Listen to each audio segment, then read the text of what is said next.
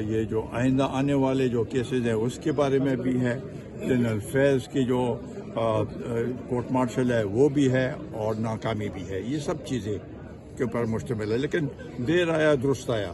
اگر اب بھی وہ بیٹھتے ہیں اور صحیح معنوں میں مذاکرات کرتے ہیں اور اس ملک کی بہتری کے لیے اور اس قوم کی بہتری کے لیے اور ملک میں سیاسی استحکام لانے کے لیے اگر وہ بیٹھنا چاہتے ہیں تو بالکل یہ بڑی اچھی بات ہوگی. اور یہی طریقہ ہے جس طریقے سے ہم آگے بڑھ سکتے ہیں. اگر یہ اس کا رہا، یہ تشدد کی صورتحال رہی، عدم استحکام کی صورت، سیاسی عدم استحکام کی صورتحال رہی، تو ملک تو ترقی نہیں کر سکتی. انہوں نے پہلے بھی 126 دن دھرنا دیا، اس کا کوئی نتیجہ نہیں نکلا.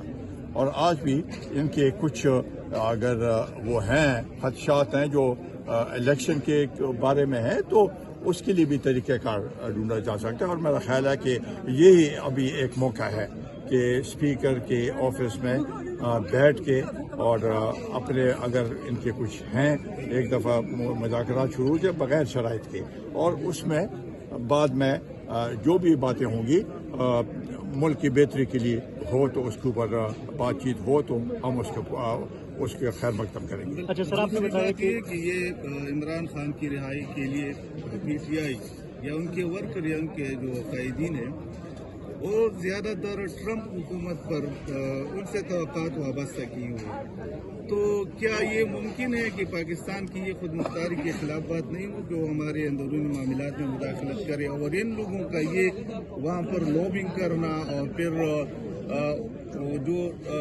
ٹویٹ آ رہے ہیں اس حوالے سے مطلب جشن منانا، آپ کیا دیکھتے ہیں اس حوالے سے کہ پاکستان کیا امریکہ کے دباؤ میں آ کر بانی پی ٹی آئی کو رہا کر سکے؟ میرا خیال نہیں ہے کہ رہا کر سکے. یہاں پر عدالتیں ہیں، عدالتوں کا اپنا طریقہ کار ہے، اور وہی ان کو عدالت ہی رہا کر سکتی ہے. ان کی جو خواہشات ہیں کہ ٹرمپ جب آئے گا تو ہمارے مشکل آسان ہو جائیں گی.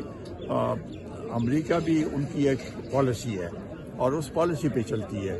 ایک شخص کے خواہش کے مطابق نہیں چل سکتی، پالیسی پہ چلے گی. اور اگر کوئی بھی ایسا مطالبہ ہو جو کہ ہمارے قوم کے قوم کے اقدار کو مجروح کرے، وہ نہیں مانی جا سکتی. اور میرا خیال نہیں ہے کہ ایسے اگر کوئی مطالبہ آیا بھی تو وہ کسی صورت میں بھی اس کو حکومت پاکستان منظور نہیں کرے گی. اچھا سر، آپ نے بتایا کہ شہداء کے ساتھ آپ کی ہمدردیاں ہیں. اب سے کچھ ہی دیر قبل 9 مئی کے واقعات میں ملوث 25 ملزمان کو فوجی عدالتوں نے 10 سال قید کی سزا سنائی ہے.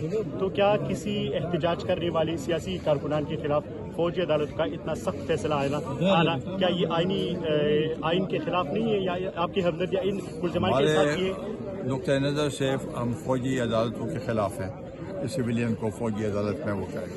ابھی تو عدالت عالیہ نے ان کو اجازت دی ہے، اور اسی لیے ہم سمجھتے ہیں کہ 26ویں ترمیم جو ہے اس کے بھی ہم پہلے بھی مخالفت کرتے رہے، اب بھی سمجھتے ہیں کہ اس سے عدالت کی جو وقار ہے وہ مجروح ہوئی ہے.